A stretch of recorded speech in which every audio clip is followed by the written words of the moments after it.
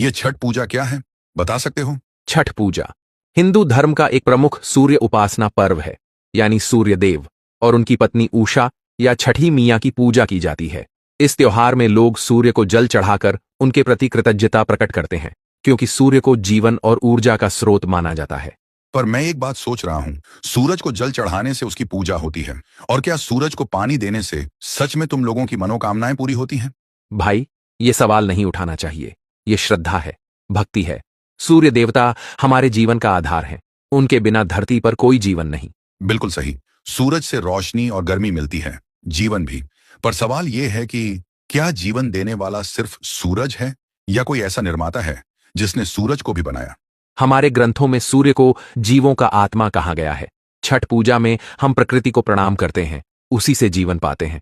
जीवन देने वाला तो ईश्वर है, और ईश्वर ने सूरज को बनाया है, तो हमें गॉड का शुक्र अदा करना चाहिए, ना कि उसकी बनाई हुई चीजों का। और प्रकृति का सम्मान करना ही है।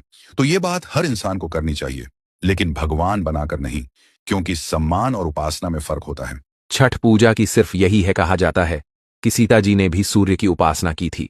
हम उनके पद चिन्हों पर चल रहे हैं। अच्छा, लेकिन सोचो, अगर किसी ने हजारों साल पहले कोई रिवाज शुरू किया था, तो क्या वो आज भी बिना सोचे समझे सही माना जाए? जैसे पहले लोग मानते थे कि सूरज धरती के चारों ओर घूमता है, पर बाद में साइंस ने बताया कि असल में धरती सूरज के चारों ओर घूमती है। तो क्या पुराने विश्वास को ही सच कहा जाए? साइंस अपनी जगह है, पर भक्ति अपनी जगह। भक्ति में साइंस और तर्क नहीं चलता।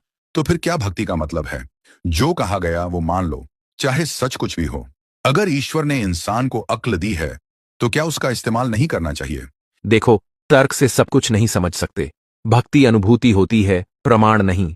लेकिन अगर